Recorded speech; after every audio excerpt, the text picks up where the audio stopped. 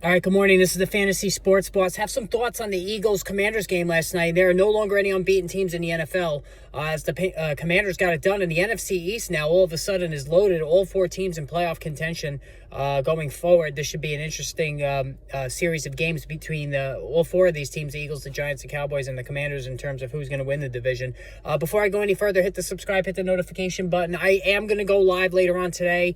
I'm sorry I didn't do it yesterday, but I will do it later on today, discuss the injuries and whatnot, and also waiver wire Tuesday to see who we should be picking up and prioritizing for Wednesday's waivers. Now, in terms of the game last night, Jalen Hurts, 3 touchdowns, 2 through the air, 1 on the ground. Certainly Jalen Hurts owners were happy. But the key to this game is the fact that the Eagles turned the ball over and were careless with the football. And the Commanders had time of possession over 40 minutes, taking a page out of the Giants, Buffalo Bills Super Bowl all those years ago, just keeping the Eagles offense off the field. And there was certainly some duds in terms of the Eagle prime offensive players, namely A.J. Brown, 1 catch for 7 yards. So, again, just like when he was in Tennessee, A.J. Brown he just can't find that game-to-game consistency. I know he's a little nicked up, he's a little beat up, but again, he always seems to rotate these monster games and then puts forth a dud the following week. So, the same thing happening in Philadelphia as it did in Tennessee. Meanwhile, Devontae Smith, 6 catches for 39 yards and a touchdown. He did have a lost fumble, which was annoying, but, it goes to show you that he can straddle that wide receiver 2-3 line and be the top guy in this offense if Brown is having an off day. Dallas Goedert, if not for a touchdown, he would have had a dud as well. 3 catches for, I believe it was 23 yards. But again, Goedert has been consistently good all year. Miles Sanders only got 12 carries in this game, but again, the Eagles didn't have many opportunities.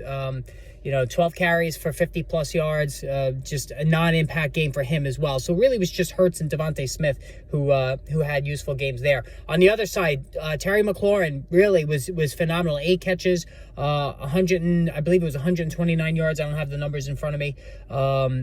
He's been like gangbusters, really. He's been the wide receiver 1 we've always thought he could be with Taylor Heinicke under center. And this goes back to last season as well. And listen, folks, when Carson Wentz gets healthy, you can't take Tyler Heinicke out of the lineup right now. You just can't. I mean, the offense is functioning well. We all know Carson Wentz's limitations. If you're a Terry McLaurin owner, you want Heinicke under center. So that'll be interesting going forward to see there. Listen, the running game was good. It wasn't very efficient, but they got the job done. Brian Robinson, 26 carries, 80-plus yards. He did score. It was not targeted, so he is very touchdown dependent as a flex play only going forward. Antonio Gibson, 14 carries, 44 yards. He, too, scored 3 catches for 14 yards. So Gibson's carving out a role now. So J.D. McKissic is now an afterthought. So Antonio Gibson, they found a role for him where he can contribute also as a flex play in PPR leagues. In standard, he's probably more of a bench guy. But, again, it's not as bad as we thought it could be when, he was getting benched earlier on in the season. All right, hit that subscribe, hit that notification button. More videos on the way soon.